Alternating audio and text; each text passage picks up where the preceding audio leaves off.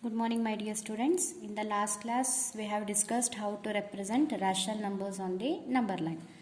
Now we shall discuss how to represent irrational numbers on the number line. Irrational numbers means these are the numbers which can't be expressed in the form of P by Q. Where rational numbers are the numbers where it can be expressed in the form of P by Q. Okay, so here I have taken an example of root 2. So represent root 2 on the number line. So you know that root 2 is an irrational number, right? So now we got to represent this particular number on the number line. Then what is the procedure? How to represent this root 2 on the number line, or else root 3 on the number line, or root 5 on the number line. So let me go one by one. Okay, so here you can see, as you can see, I have done a number line. I have represented a number line. I have taken a number line where 0 towards the right side of 0, the positive integers are there. Towards the left side of 0, the negative integers are there. I have marked this point, that is O, as A. I have taken point O as A. Sorry, point 0, that is 0 number line. On the number line, 0 as A and 1 as B. Okay, 0 as A. I have marked 0 as A and 1 as B. Now, take the protractor, place it at point B, that is at 1. Go for marking an angle equal to 90 degree. Plot the angle equal to how much? It should be equal to 90 degree. Then, draw the line, perpendicular line. Just check out the pencil, how I am holding. As I said in your last class, pencil should be always perpendicular. Okay. So this is what? This is your 90 degree. Done. So now, after this, take a compass. Measure the distance between 0 and 1. Obviously, as I taken each centimeter at equal distances, so this is equal to 1 unit, or else you can even take it as 1 centimeter. Okay, take the distance equal to, or else the radius equal to how much? Distance between 0 and 1, that is 1 unit or 1 centimeter. Place it at point B, cut an arc. Cut an arc. So now, how much unit I have taken here? So this is equal, this is also equal to what? This is also equal to 1. So mark this point as C. Now take the scale, join O and C. Join O and C. Okay, so as you can see here, what type of triangle is formed? This triangle is what? This is an right angle triangle. What triangle it is? Right angle triangle. Hope you remember the statement based on this right angled triangle. That is what? That is Pythagoras theorem. So do you remember this Pythagoras theorem? It's nothing but, then what does it states?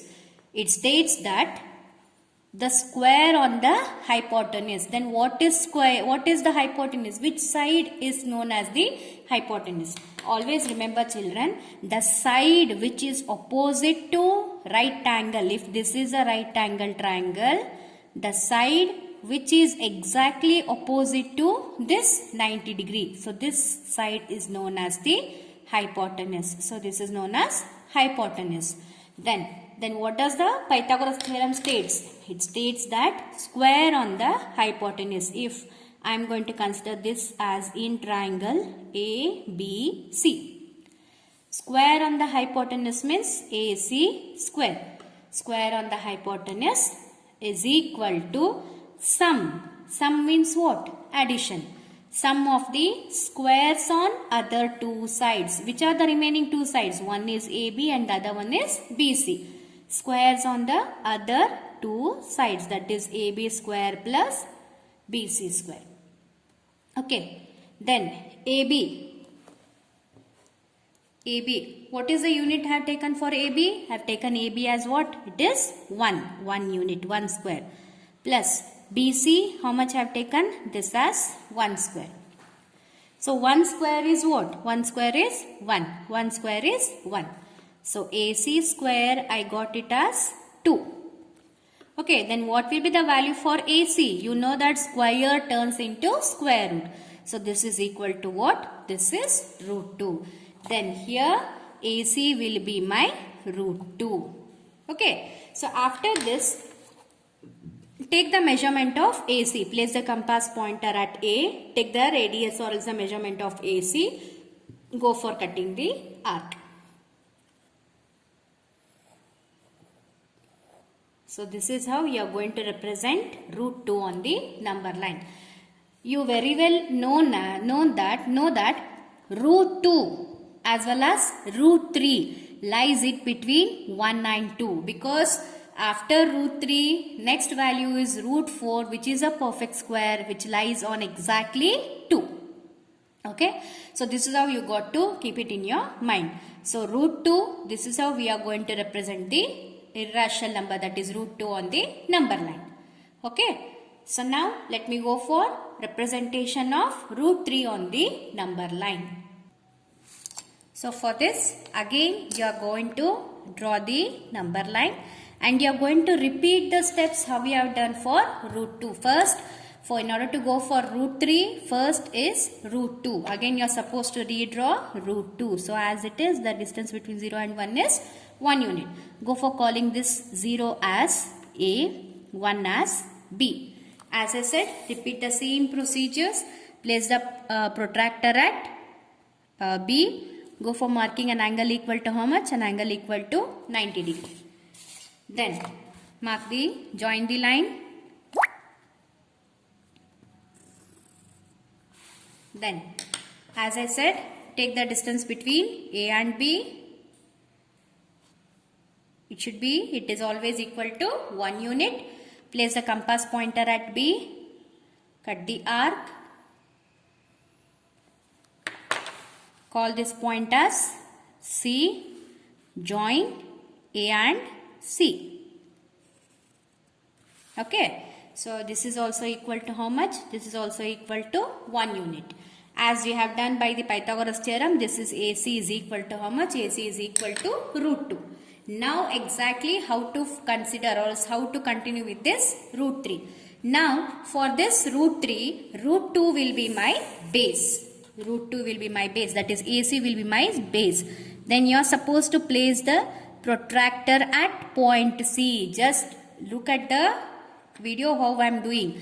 Place the protractor at point C. Go for marking an angle equal to how much? An angle equal to 90 degree. Then join.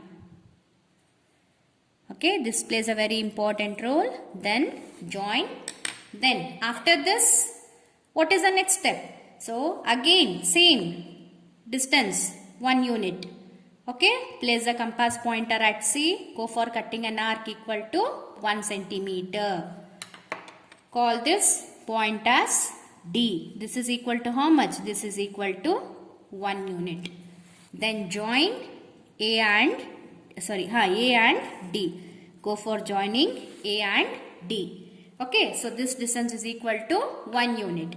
So then now ACD will be my new triangle where I will be getting the value for root 3. Again I got to verify this by Pythagoras theorem. Before that, let me go for completing this construction. After this, take the distance or else the radius equal to OD. Construct the arc or else cut the arc.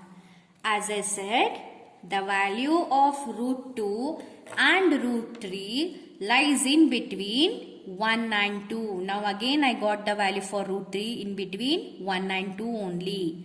Okay, so this will be your root 3 according to construction. Now let me verify this by Pythagoras theorem. So by Pythagoras theorem,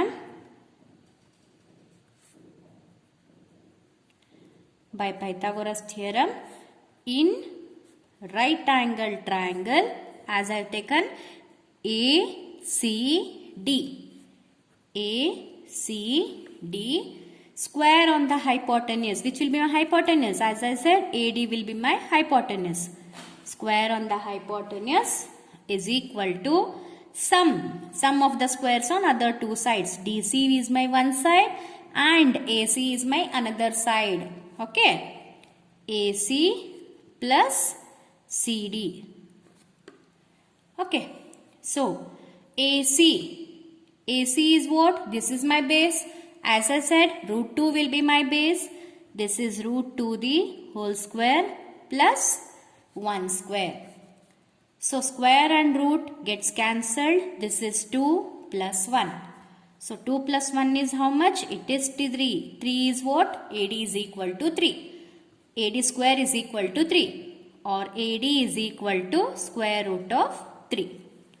So this is how you are going to represent root 3 on the number line along with the verification.